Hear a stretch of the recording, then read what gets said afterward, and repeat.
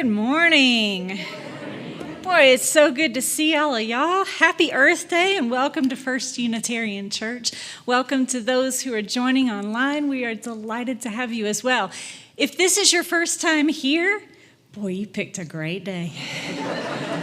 Ooh, I'm so glad. Please stay after service, have some snacks and some coffee, and let us get to know you. We're really delighted that you're here. I have a few announcements as we begin. First of all, I want to welcome back to the pulpit Ruen-chaun Ma, who is going to deliver our lay homily today. So glad that you're... Yep, there you are. Thanks. It's great to see you. Teams night on Tuesday, 2 days from now, happening right here. We have pizza at 6:30, and then our team meetings begin at 7 o'clock. If you've never been to Teams night, this is a great way to get involved in your church, and it's volunteer work. So I encourage you to come. You're welcome to drop in on a meeting and see if it's right for you. We do have childcare available for Teams night, so it's really open to all. And the swap is back. It's happening on the 29th of this month. That's this coming Saturday from 10 to 3. You can bring your items anytime before 9 o'clock. And here's how it works. Everything's free. So you bring the stuff you don't want, take somebody else's stuff that they don't want, but no big furniture. Seriously, don't do it. No big furniture. Monica, can I just clarify? Please. Bring your stuff not before 9, because we won't really be here before 9. Anytime after 9. Did I say before 9? Yeah, you did. Oh, Anna, I'm sorry. Anytime after. Okay. And you can come and you can bring stuff, you can take stuff, and then we will donate everything. At the end, we have the Other Side Academy coming to pick up, or we'll get things to other places to donate that. But please come and bring things, take things. Okay, let me put it through the sound system for our Zoom folks.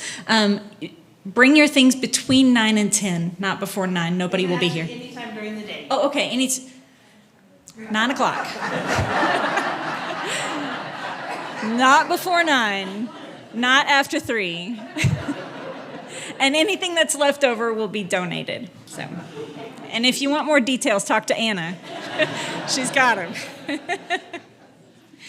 It's starting to be that time of the church year where there's a lot going on and the calendar is going to get full. So I'm going to lay some things on you. If you don't catch it all, you can find it on our website, slcuu.org, or you can get it in your Torch email. Y'all read the Torch, don't you?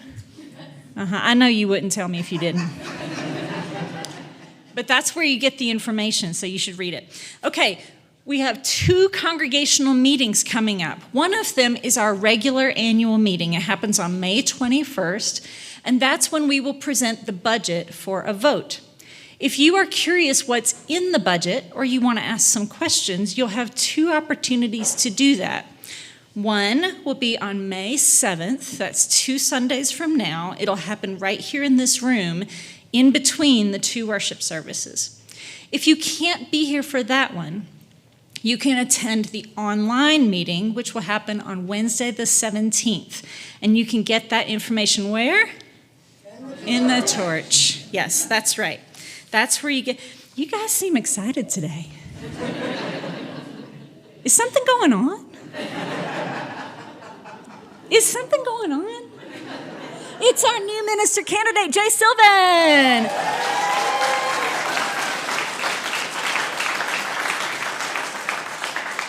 Welcome, Reverend J.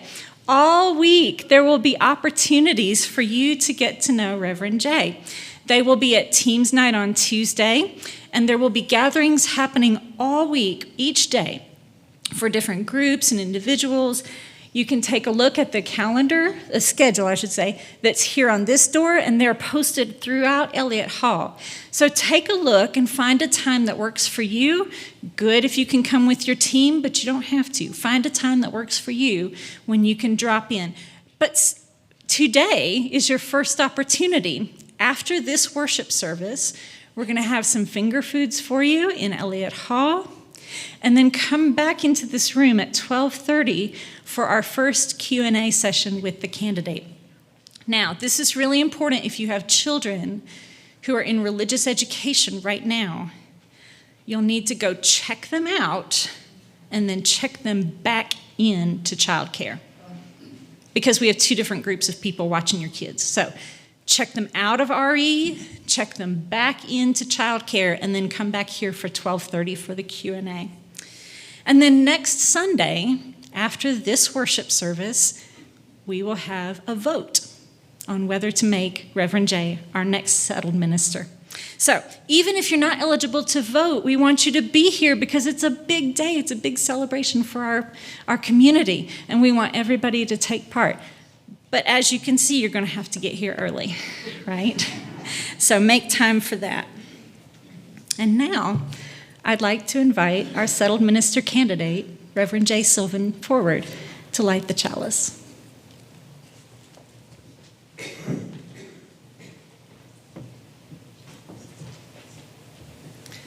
Thank you, Reverend Monica. Hello, everyone. I am so blessed and honored to be here with you today. As Unitarian Universalists, we mark our services with a flaming chalice. May the flame that represents our time together today shine with the light of wisdom, the warmth of love, the glow of commitment, and the heat of passion. As it transforms oxygen into energy, may it remind us of the power that we hold to transform our world.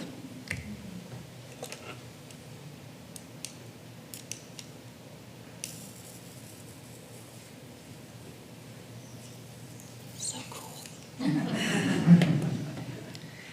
And now I invite you to rise in body or spirit for our first hymn. It is in the teal hymnal, Blue Boat Home, number 1064.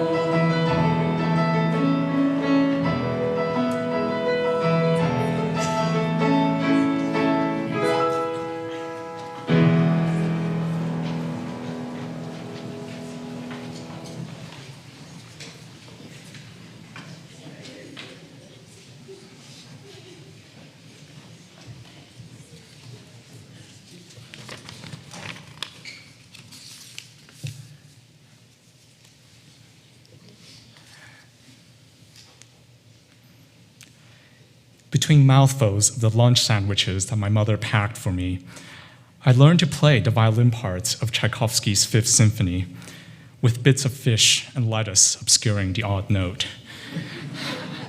I was an unapologetically awkward high school student, and my schedule was so full that I ate lunch during orchestra. Our ambitious music director wanted to show us that we were capable of tackling difficult, complex pieces as an ensemble. It was daunting to learn the music, passages that varied widely in tone and rhythm, at times reflective and somber, at times ecstatic and overflowing with frenzied energy. I felt these dramatic shifts through cascades of notes on every page of sheet music, and translating these notes into physical movements that would reproduce the symphony's brilliance proved demanding. My friends and I would exchange knowing looks over our instruments and sighs of relief when class ended. We had a singular focus on technique and articulation, on maximizing sound and synchronizing motion. And the symphony's majestic rhythms became part of my muscle memory and the rhythm of my senior year. This encounter with Tchaikovsky's Fifth was formative, and the exhilaration and fervor have stayed in my mind ever since. As a musical experience, and as shared memories with dear friends, what we played and created together. What I did not expect was how my sense of the symphony would percolate and transform over time and become intertwined with life milestones. Such is the power and depth of transformation that it rewires our senses and reshapes our memories.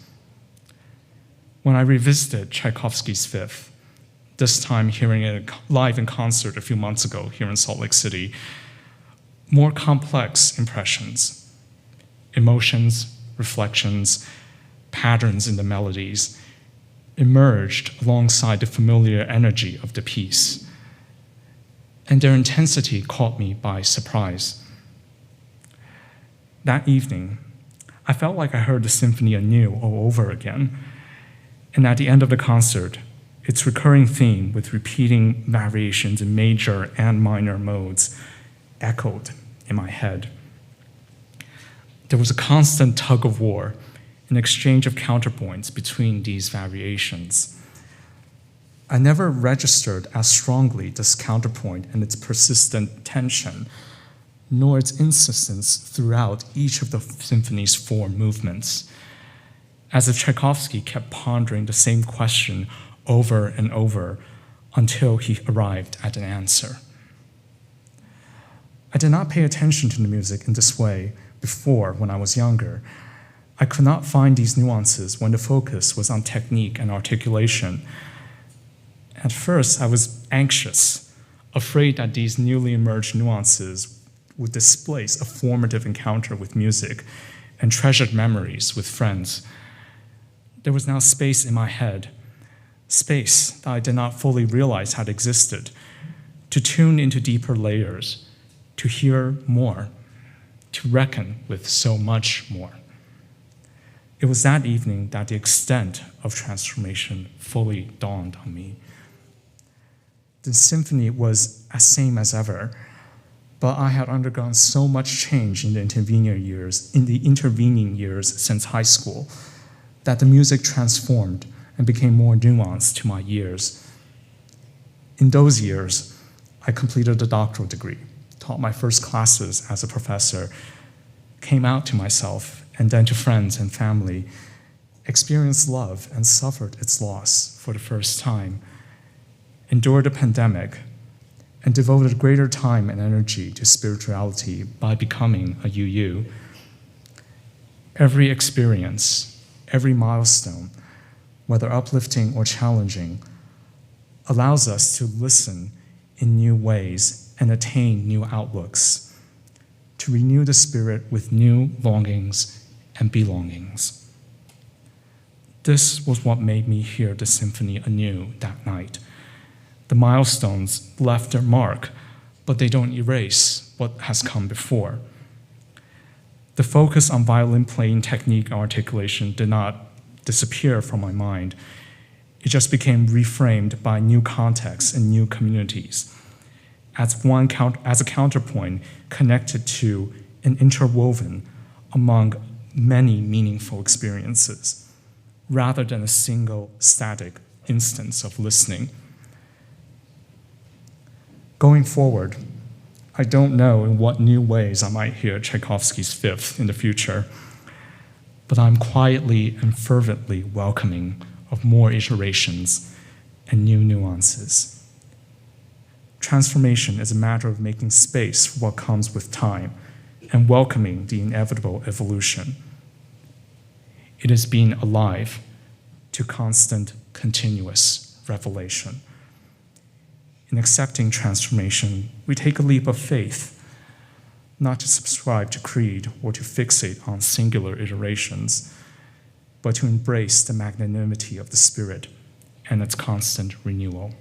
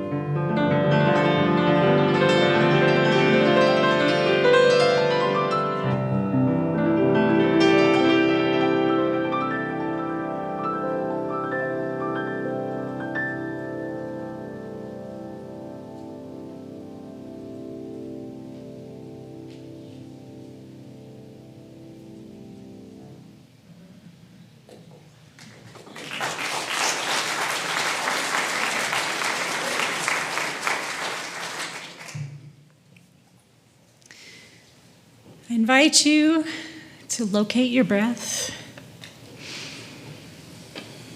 Close your eyes if it feels good to you. And join me in a spirit of prayer or meditation.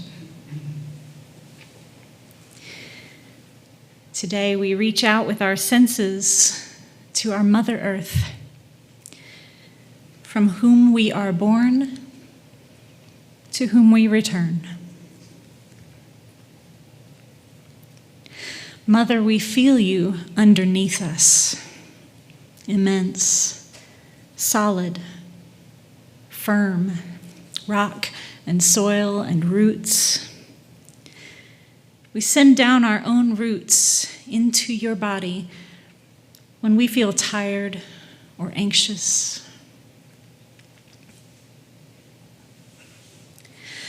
Mother, we feel you above us, wide, vast, ethereal, wind and rain and atmosphere. We breathe you into our lungs when we feel disconnected. Mother, we feel you before us, green, blue, brown, forest and mountain and lake.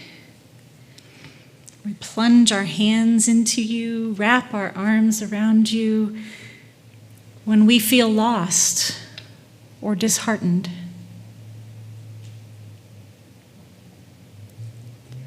Mother, we feel you all around us. Eternal, inescapable, inevitable, witness, traveler, companion. We recognize our smallness in this galaxy, our complete dependence on you. Mother, we feel you inside us, laughing, dancing, singing, heartbeat, rhythm, pulse. We know ourselves to be your children. We know you to be our home. Mother, we feel you behind us, rising, pressing, urgent. Time and change and evolution. We turn and face you when we feel lost or broken. We find ourselves in the order and chaos of being. Mother, our hearts are open to you. Source, breath, life. We recommit to your care. We give ourselves to your wholeness. We dedicate ourselves to you. Blessed be.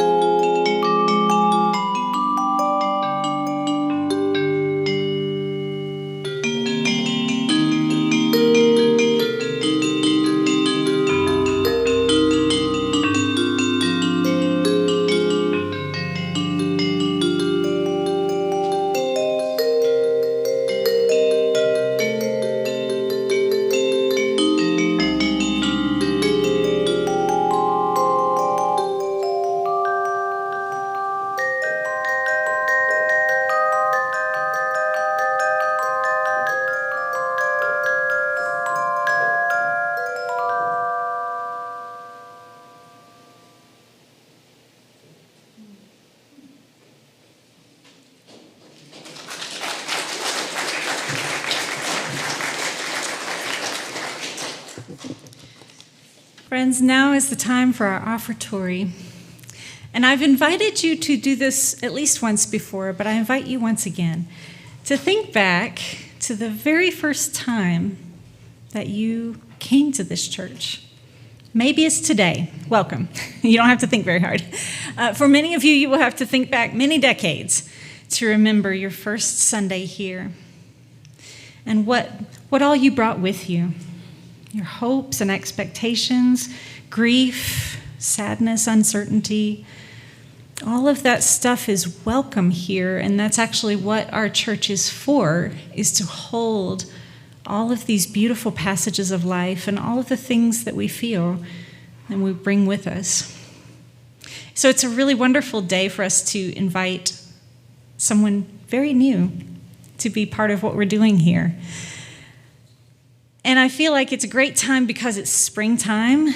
We can look outside and see what a gorgeous day it is, and a lot of things are newly green. It just feels like newness right now.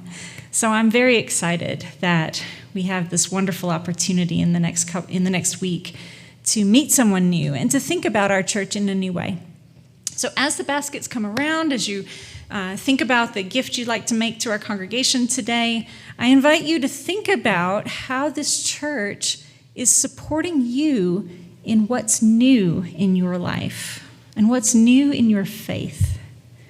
And if you don't feel supported, think about how we might support you in what's new in your faith. Our congregation depends entirely on the contributions of its generous members and friends, so I invite you to give generously as the baskets come around.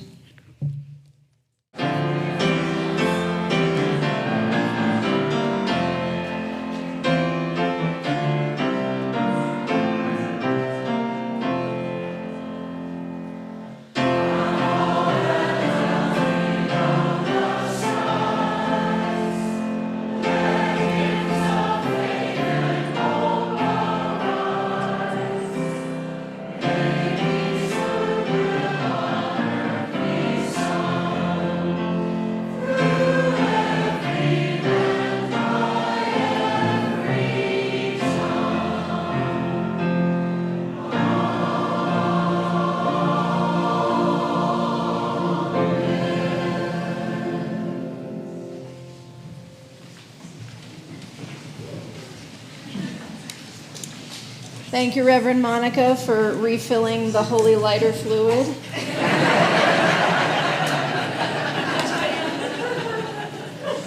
All right. Here we go. Nice to see everybody this morning. Can everyone hear me up there in the back? Excellent, excellent. So, as many of you know, I am honored to be your candidate for senior minister. And this is my candidating week, and I believe this has been explained to you. But what you might not know is that traditionally on these candidating weeks, the first sermon, this one, is supposed to be all about me, like my origin story or whatever, my backstory. And then next week, we're supposed to talk about vision for the church, vision for the future. But I was told that normally today, you would be talking about Earth Day. And so I was inspired to focus just a little bit less on me and a little bit more on the earth as I consider, potentially, hopefully, will be moving to this place of natural wonder. I hope that you will get enough of me in this sermon. And if not, we have all week. We have all week and next weekend to talk about my childhood in Indiana, my young adulthood in Boston, where I was a published poet and essayist, as well as a yoga teacher and studio manager and a theater writer and producer for 14 years. We have days to discuss my family, my wife Sue, who's a professional violinist and a jazz musician, and our almost 2-year-old son, Lucian. And not to mention my ministerial fellowship at Harvard Divinity School, where my thesis project was a full-length musical based on a queer interpretation of the love between David and Jonathan in the Hebrew Bible.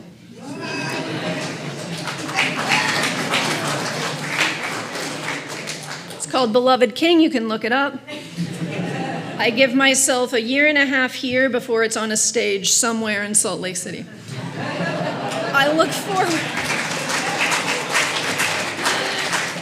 look forward to delving into my ministry in Houston, Texas, where I've worked with other faith leaders to increase voting access for underserved populations, spoken out for reproductive rights and against legislation that would harm trans and non-binary youth, where I've held successful, joyful fundraising concerts for voting justice and diverse books in public libraries at a time of book bans, and helped guide a wonderful congregation of NASA rocket scientist elders and an increasingly diverse population of younger people out of the emergency phase of the pandemic and into a new and exciting phase of radical welcome. So we're not going to talk about any of that today. We're going to talk about the earth. But of course, there is no way to talk about the earth without talking about us humans, because we are part of the earth. Now, I've told a few family and friends that Sue, Lucy, and I might be moving to Salt Lake City. And do you know what they've said more than anything? Yeah, besides that. What else? It's beautiful. It's beautiful, that's right. Well, the people who have been here say it's beautiful. You know, they say that it's just a natural wonderland, and the mountains and the parks and the trails. And I must say, these hold a lot of appeal for me. I feel the most connected to divinity staring at something natural that dwarfs us humans. And the mountains all around us, even in a random CVS parking lot, definitely help remind me that I am small. And they remind me that the universe is not all about me. But lately, when I've told people who haven't ever been here that we might be moving to Salt Lake City, what they have said is something like, I read that the Salt Lake is drying up and that the city is going to be like a toxic wasteland in 5 years because of the poison dust. And I'm like, thanks for your positivity. And I know that this is because lately the New York Times has picked up the story and has reported on it. And many of my friends get their news pretty much exclusively from, I think, just the headlines of the New York Times. And also sometimes NPR. I have a type, what can I say? But I will say that after a while, these comments did start to concern me. So I did what I do when I feel concerned, and I researched. And of course, in my research, I came across a recent piece, where else but the New York Times, by Terry Tempest Williams. I think some of you have probably read the same piece. I'm very familiar with Terry Tempest Williams' work from my time at Harvard, where she is the writer-in-residence. And she wrote this amazing, spiritually sweeping piece about Great Salt Lake. And she uses she, her pronouns for the Great Salt Lake, and I like that very much, so I'm going to try to follow suit. I will be doing my best. Even I mess up pronouns sometimes. And I'm a they, them. We all do our best. The piece is beautiful, and if you have not read it, I do encourage you to seek it out. Williams grew up in the LDS Church, but says that eventually watching birds replaced religion for her. I think I know many people who can relate to that statement. Williams loves Great Salt Lake deeply, and she mourns to see her suffer, not only for the negative impact and harm that this would cause to the human community of the Wasatch Valley, but also for the lake herself. She advocates for the lake to be granted personhood, as Lake Erie was in 2019, until a federal judge invalidated it. Our country already grants personhood to non-human entities in a capitalist way, after all. If a corporation can be legally considered a person, why not an ancient lake that supports a vast ecosystem, including human life? Not to mention has been here before any of us. Granting personhood to a lake is not so different from how many human cultures have always viewed the world, especially in what we call indigenous religions. In Shintoism, the indigenous religion of Japan, natural beings such as great trees, lakes, mountains, and forests are recognized as kami, and this is often translated as gods. Hinduism, which was a collection of indigenous religions before British colonists wanted to sort of lump them all together and easily label them, recognizes the Ganges River as Ganga, a goddess of forgiveness. The indigenous peoples of what we now call the United States have retained many of their traditions and beliefs, despite colonization and a myriad atrocities borne upon them by the colonists. I think of the book Braiding Sweetgrass, Indigenous Wisdom, Scientific Knowledge, and the Teachings of Plants by Robin Wall Kimmerer. Has anybody read that? Awesome. So Kimmerer is a member of the Citizen Potawatomi Nation and a scientist. While Kimmerer writes in her book that matter is not different from spirit, that the separation of matter and spirit is a settler idea hearkening back to the European Enlightenment and Cartesian dualism. In the book, Wall Kimmerer also speaks about the dominant colonial attitudes toward the environment in the so-called Western world. She mentions a group of non-Native American graduate students who were asked if they could imagine a way the humans could help improve the state of the planet. They could not. In fact, they said that any human interaction with the natural world is necessarily harmful, and the best we can do is try to leave nature alone, which of course we can't do. It makes sense, I guess, considering what we are currently experiencing with climate change. But the narrative, I believe, has become self-enforcing. Yes, industrialization has caused a vast and horrific amount of damage. But now the narrative that I hear is that humans are a disease, a poison, that we can't help but destroy. It's in our nature. Wall Kimmerer says that there is another way. We are meant to be in relationship with the natural world. We are not separate from it, just as spirit is not separate from matter. You see, this overconsumption is a recent phenomenon, arising originally from a very small subset of humanity, the same ones who decided that spirit was separate from matter. I'm talking about Western Europeans during and after the so-called Enlightenment and Industrial Revolution. They also happen to be imperial settler colonialists. This destruction is by no means human nature. It is born of a specific imperial settler colonialist, material industrialist mindset. Granted, it is one that has held a massive amount of power in the past several hundred years. But that worldview is so deeply entrenched in our rational society that even our scientists can find themselves oblivious to truths about our symbiotic interconnection with nature. In Braiding Sweetgrass, Wall Kimmerer also writes about her student Lori.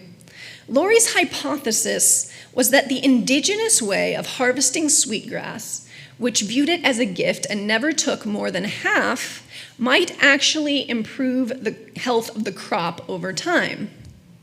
When Lori proposed this study, a dean smugly stated, "Anyone knows that harvesting a plant will damage the population?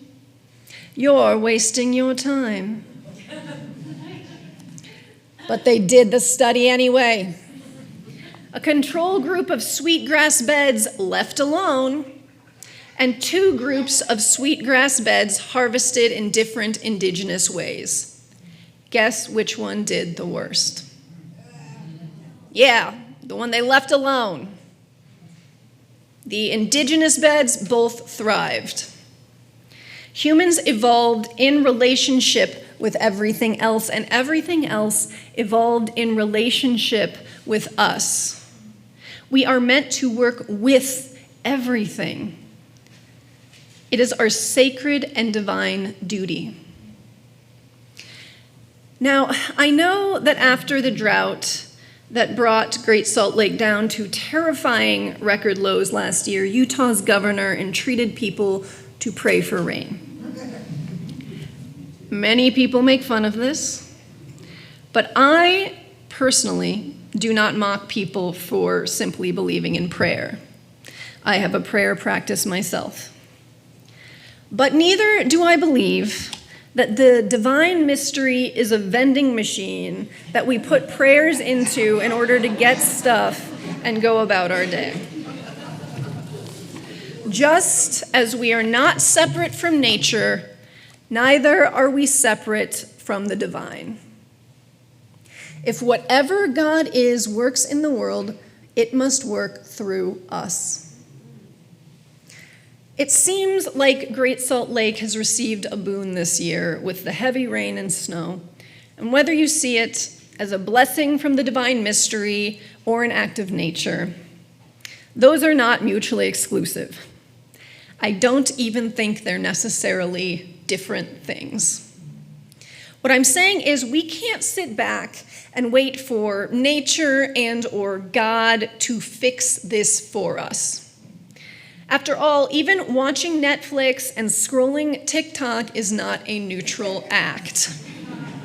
We continue to be part of the world of the grass and the air and the mountains and the lakes and the trees, and we must act along with them. As much as our living rooms and our phones like to trick us into believing that we are insular, we are not. We are part of everything. I believe that we can unlearn the imperial colonial attitude toward the world that has led humanity down this violent path. Robin Wall Kimmerer says that though those of us descended from settlers cannot become indigenous per se, we can become naturalized. We can relearn to approach the land, the earth, the lake as something that we are part of, something to honor and work with, something that we are inherently tied to, that is a relationship. Even the religion of ancient Israel, which evolved into Abrahamic religions that we know today, Judaism, Christianity, and Islam, began as an indigenous faith in the ancient Near East. Scholars believe that the Garden of Eden story is one of the oldest stories in the Bible, perhaps a signature of that indigenous religion. In the Garden of Eden, when God makes the first human, he tells them that they are to serve and keep the earth. Another translation could be serve and protect the earth. And God uses the same words that are used to describe how humans are meant to serve God and keep God's commandments, avad and shamar. However, it's interesting, in the other creation story in the Bible, yes, there are two, in the other creation story in the Bible, the let there be light story, you know that one? God says that humans are supposed to rule over the earth and bring its creatures into bondage. Interestingly, scholars think that this story was written hundreds of years after the Eden story, while Israel was in forced exile in the Babylonian Empire. Perhaps the writers of this story were influenced by imperial values. And perhaps this is an ancient look at the difference between indigenous and imperial attitudes towards the earth that we can still witness being borne out today. Okay, no more Hebrew etymology today. And I promise, if called, I will only do Hebrew etymology twice a year. Ish. But it does parallel a quote I found by Shoshone elder and historian Darren Perry, who seems to speak up quite a bit about Great Salt Lake. He said, "Western worldviews believe that the land and its resources should be available for development and extraction for the benefit of humans. Indigenous worldviews believe that the land is sacred and is only given by the Creator to be carefully and lovingly maintained." I'm happy to have read that the Utah government seems to be taking seriously our responsibility to Great Salt Lake as part of the ecosystem, though not as seriously as I am sure many of us would like. I'm also saddened to hear that Indigenous voices are not being included at the highest levels. Here in Utah, I'm learning that there are Northwestern Shoshone, Paiute, Goshute, and Ute nations. And in our work to restore Great Salt Lake and live in right relationship with her and the ecosystem, we must follow the lead of people who have been doing it successfully for thousands of years. This is not just a moral issue, it's practical. Perry also said, "I was raised by a grandmother who spoke about water, land, plants, animals as kinfolk. She told me that I needed to treat that relationship just like I would a person. And so we honor the land, we honor the water." My friends, we need to move back into relationship with nature. In doing this, we must heed science, but we must also recognize that what we consider hard science alone will not heal our relationship with the earth any more than injecting oxytocin, the love chemical, will heal a broken parent-child relationship. I believe that the future of our species will be built on a union of science and spirit. And yes, I do believe that we have a future. I didn't always, if I'm honest. Though I wanted children as long as I can remember, the doom and gloom prophecies of climate change used to absolutely terrify me of what I would be bringing this child into. Because of that fear, my wife and I did not have our son until I was 38. I would have loved to have started having children earlier. But I have come to believe in the future. The people of the Wasatch Valley have the power to show this country how that future can look. I choose to believe in this future. I choose to believe in love. I choose to believe in the goodness and wisdom of human beings and the earth. I choose to believe in science and spirit, the spirit of humanity, the spirit of the lake, the spirit within each one of us, and the ineffable spirit that is the basis of all that is. That is my theology. So you got some of me in there after all. I know that I am meeting with many of you this week, and I promise to go into more details about my backstory, my history, and I'll also talk about possible visions and prophetic work we can do together next Sunday. But for now, let us begin to imagine a future in right relationship with the earth. As we envision it, so may we enact it. May it be so. Amen.